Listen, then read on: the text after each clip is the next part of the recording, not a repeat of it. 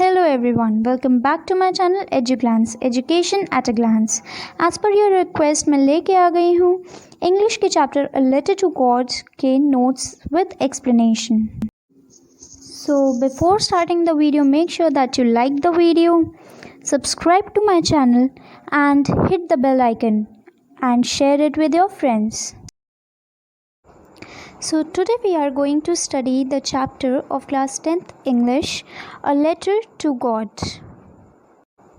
When we are talking about CBSE, तो CBSE exams में कई बार एक प्रोज आपको दे दिया जाता है या फिर कुछ लाइंस दे दी जाती है चैप्टर के बीच में से और आपसे पूछा जाता है कि हु वाज द ऑथर या फिर हु वाज द राइटर.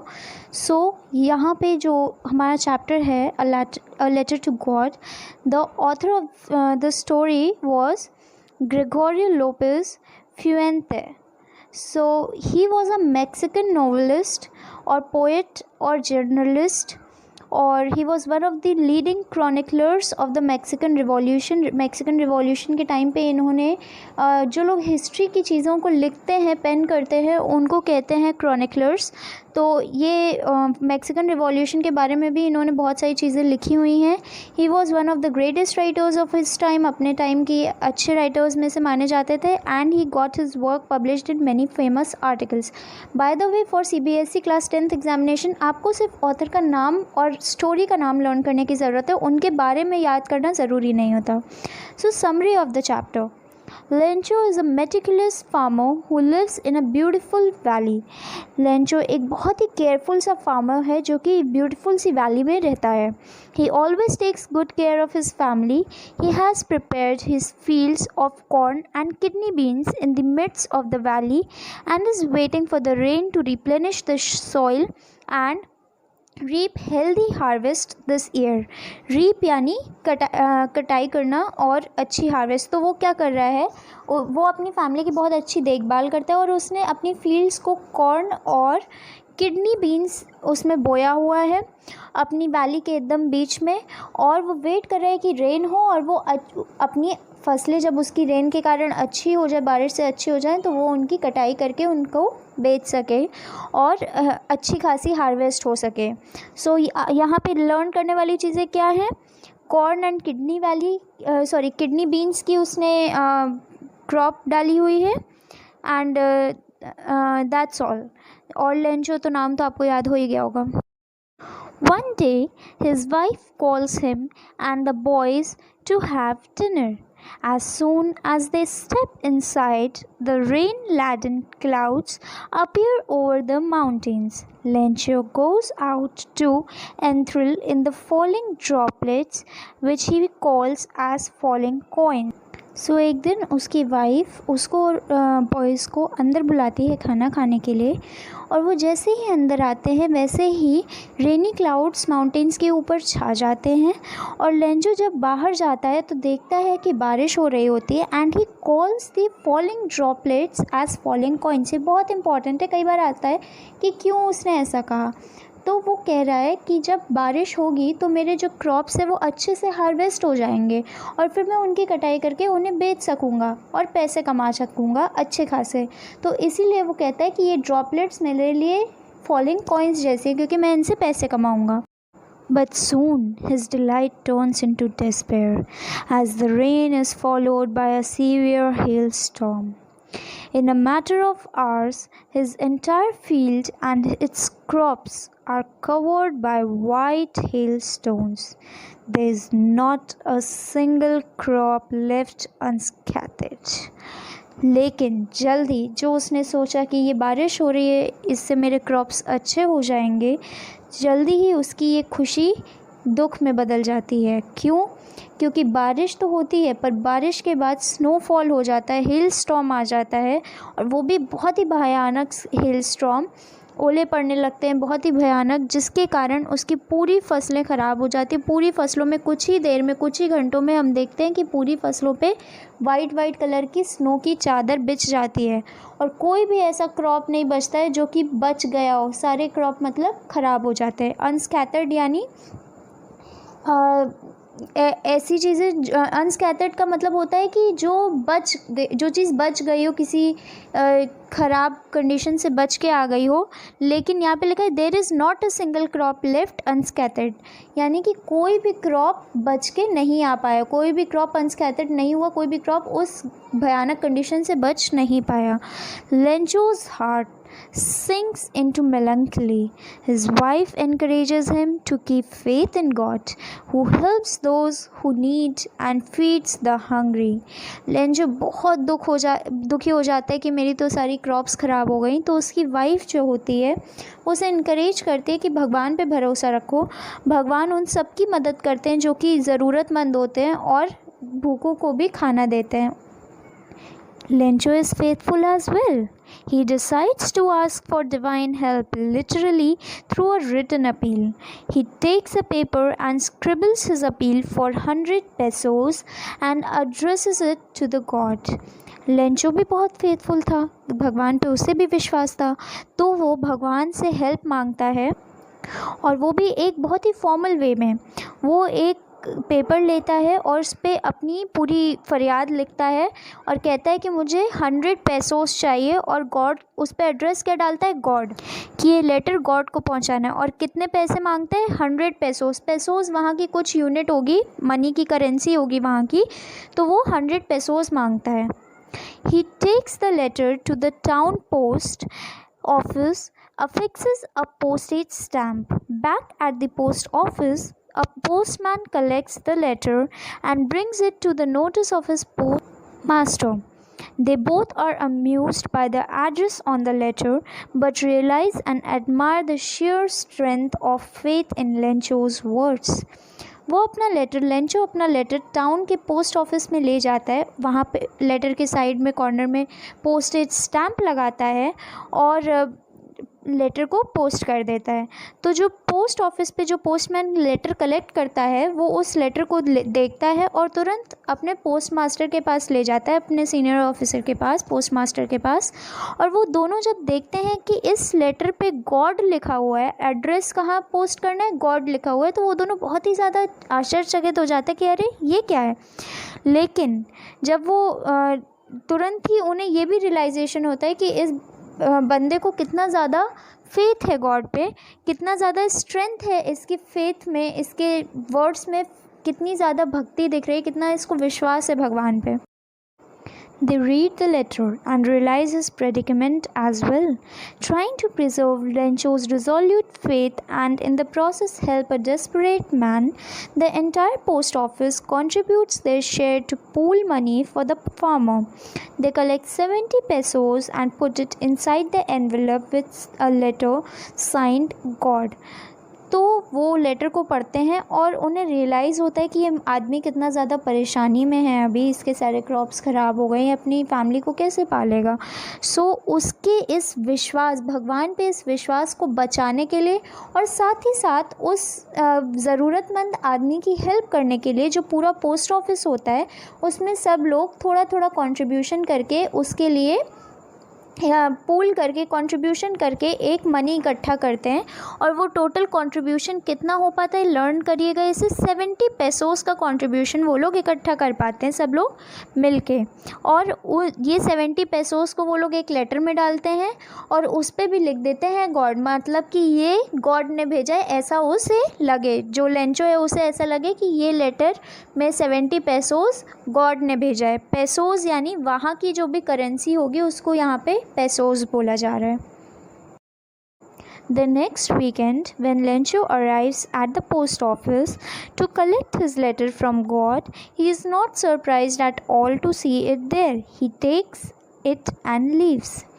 जब अगले हफ्ते की एंड में जब लेंचो वापस से आता है पोस्ट ऑफिस पे अपना लेटर कलेक्ट करने के लिए, गॉड को जो उसने लेटर भेजा था उसके जवाब में गॉड का लेटर कलेक्ट करने के लिए, मतलब लेंचो को तो यही फेथ था ना कि गॉड को मैंने लेटर लिखा है, वो मुझे वापस लेटर भेजेंगे 100 पैसोस रख के।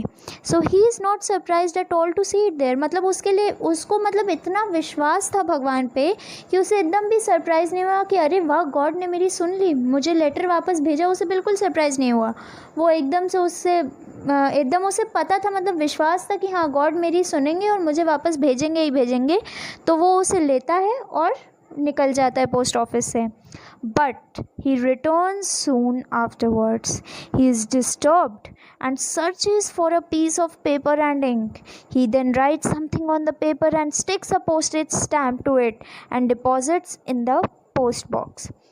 लेकिन थोड़ी देर में वो वापस आता है और बहुत ही डिस्टर्ब्ड है, बहुत ही परेशान है वो कि और जल्दी जल्दी ढूंढता है कि हमें एक पेपर मिल जाए, इंक मिल जाए। और फिर उसके बाद उस पेपर पे खूब कुछ लिखता है और फिर उस पर एक पोस्टेज स्टैम्प लगाता है और उसे वापस से पोस्ट कर देता है। As soon as he leaves, the postman runs back to the post box and opens his new letter. अब क्योंकि इन लोगों ने तो उसे पूल किया था, तो इन लोग को लगा कि वो खूब खुश हुआ होगा कि हाँ 70 पेसोज़ मिल गए। तो जैसे ही वो जाता है वैसे ही पोस्टमैन वापस से दौड़ते हुए आता है और जो ये नया लेटर लेंचो छोड़ के गया था उसे पोस्ट बॉक्स में से निकालता है और तुरंत उस लेटर को खोलता है। अब उस लेटर में लिखा क्या है? So in the letter, Lencho informs God that he got only 70% of the money that God had sent him, but the wicked, greedy people of the post office stole his 30 pesos. तो लो, एक तो post office वालों ने help की और ऊपर से इन Lencho जी को लगता क्या है कि उन्होंने लेटर में क्या लिखा है कि गॉड, आप, मुझे पता है कि आपने तो मुझे 100 पेसोज़ भेजे थे लेकिन मुझे मिले सिर्फ 70%। जो मैंने आपसे 100 पेसोज़ मांगे थे, आपको पता है मुझे सिर्फ 70 पेसोज़ मिले हैं। मुझे पता है आपने 100 पेसोज़ भेजे थे, लेकिन ये जो गंदे लोग हैं ना, ग्रीडी, लालची और विकेट लोग हैं ना, इन लोगों ने ना मेरे 30% मनी चुरा लिया है, 30 पेसोज़ चुरा लिया है। आगे क्या लिखता है? He further requests God to send the rest amount directly to him and not to the post office, as he was still in desperate need of divine help. वो आगे और क्या लिखता है कि गॉड, मुझे बाकी का भी मनी भेज दो और डायरेक्टली मुझे भेजना, इधर पोस्ट ऑफिस में मत भेजना क्योंकि ये लोग तो ख़राब हैं, ये लोग तो मेरा 30 पेसोज़ चुरा लिए इस बार। और अब मुझे पोस्ट ऑफिस में मत भेजना, अब तो मुझे डायरेक्टली भेजना लेटर में पैसे रख के। और क्यों? क्योंकि मैं अभी भी बहुत ज़्यादा ज़रूरत में हूँ और मुझे डिवाइन हेल्प चाहिए, मुझे भगवान की ज़रूरत है, मुझे हेल्प चाहिए। मतलब उसका फेथ देखो भगवान पे कि उसे इससे कोई मतलब नहीं है कि किसने लेटर भेजा है, किसने पैसे, उसे पूरा विश्वास है कि ये चीज़ भगवान ही कर सकते, भगवान के अलावा और कौन ही हेल्प करेगा। उसे पूरा विश्वास है कि ये पैसे भगवान ने ही भेजे, उसे बिल्कुल इस बात का अंदेशा नहीं है कि ये खुद पोस्ट मैन और पोस्ट ऑफिस वालों ने किए हैं। So here are some questions and answers. Like first, why did Lencho say the rain drops were like new coins? Lencho ने ऐसा क्यों कहा कि ये रेन ड्रॉप्स कॉइन्स हैं? Lencho's crops were ready for harvest as rain drops would have helped in getting a better harvest resulting in more prosperity, so Lencho compared them with new coins. क्योंकि Lencho के crops एकदम ready थे कटाई करने के लिए, harvest करने के लिए, सो जैसे ही रेन ड्रॉप्स गिरती तो वो कुछ क्रॉप को और अच्छा कर देती, जिससे कि और अच्छी हार्वेस्ट उपज होती और इससे वो बेच के और ज़्यादा पैसे कमा पाता, इसलिए वो उन रेन ड्रॉप्स को कॉइन से compare. Why does the postmaster send money to Lencho? Why does he sign the letter to God? Lencho को पोस्टमास्टर ने क्यों मनी भेजा और क्यों उसने ऊपर में गॉड लिखा? मनी भेजा भी तो अपना नाम या फिर पोस्ट ऑफिस वालों का नाम क्यों नहीं लिखा, गॉड के नाम से क्यों भेजा? Postmaster was moved by Lencho's complete faith in the God, so he decided to send money to Lencho. Moreover, the postmaster did not want to shake Lencho's faith in God, so he signed the letter God. It was a good play to convey a message that the God had himself written the letter.